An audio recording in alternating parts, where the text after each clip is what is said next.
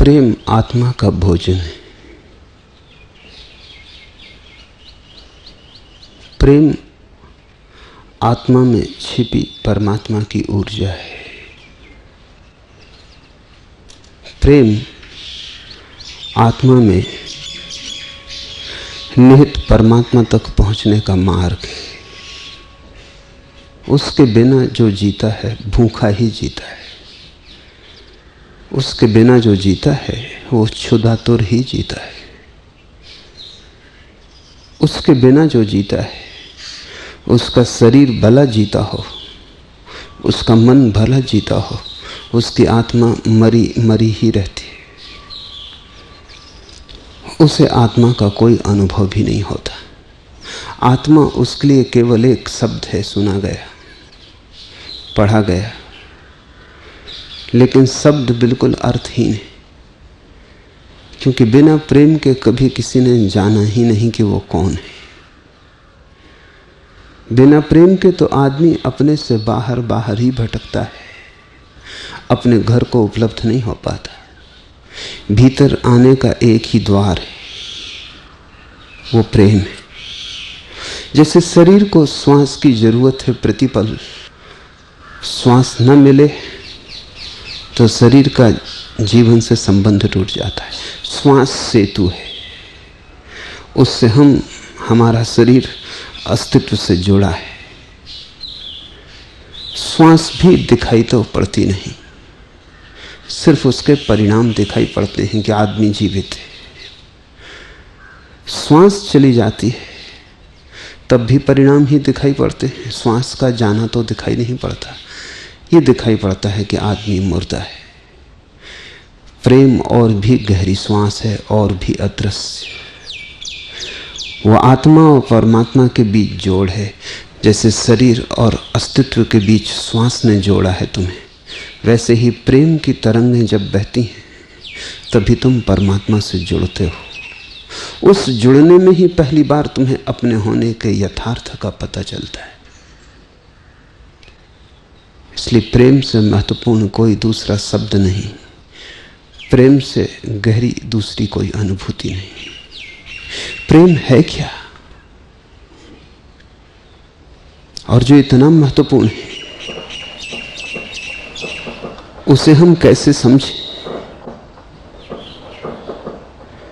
प्रेम की कीमिया को थोड़ा समझ लेना जरूरी है। तुम अपने चेहरे को भी पहचानते हो तो इसलिए कि दर्पण में तुमने चेहरे को देखा है। अन्यथा बताओ मुझे कैसे अपना चेहरा पहचानते? अगर दर्पण में कभी चेहरा ना देखा होता और कभी अनायास तुम्हारी तुमसे ही मुलाकात हो जाती तो तुम पहचान ना पाते। कैसे पहचानते?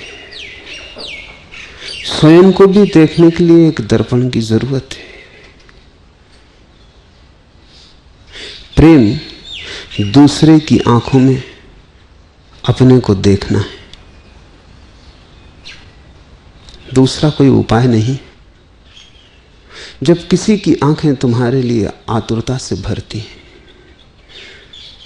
कोई आंख तुम्हें ऐसे देखती है कि तुम पर सब कुछ निछावर कर दे, किसी आंख में तुम ऐसी झलक देखते हो कि तुम्हारे बिना उस आंख के भीतर छिपा हुआ जीवन एक वीरान हो जाएगा। तुम ही हरियाली हो, तुम ही हो वर्षा के मेघ, तुम्हारे बिना सब फूल सूख जाएंगे, तुम्हारे बिना बस रेगिस्तान रह जाएगा। जब किसी आंख में तुम अपने जीवन की ऐसी गरिमा को देखते हो तब पहली बार तुम्हें पता चलता है कि तुम सार्थक हो। तुम कोई आकस्मिक संयोग नहीं हो इस पृथ्वी पर, तुम कोई दुर्घटना नहीं हो।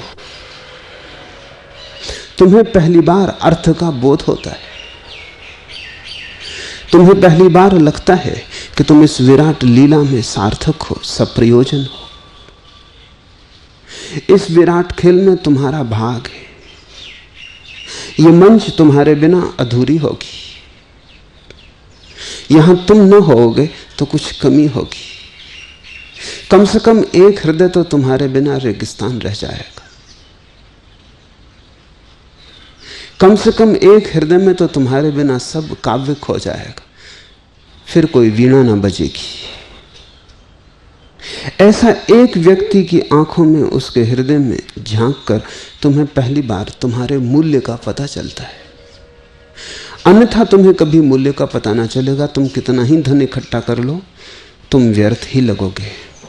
क्या सार है? तुम कितने ही बड़े पदों पर पहुंच जाओ, भीतर तुम जानते ही रहोगे खोखले हो,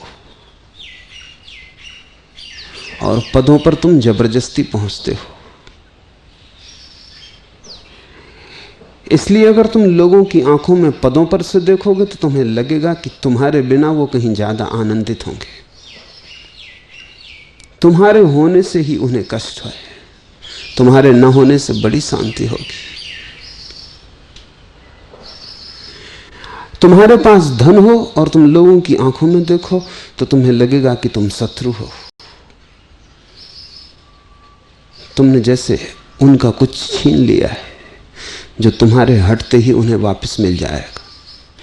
प्रेम के अतिरिक्त तुम न केवल अपने को अकारण पाओगे, न केवल व्यर्थ पाओगे, बल्कि तुम हजारों आंखों में अनुभव करोगे कि तुम एक दुर्घटना हो।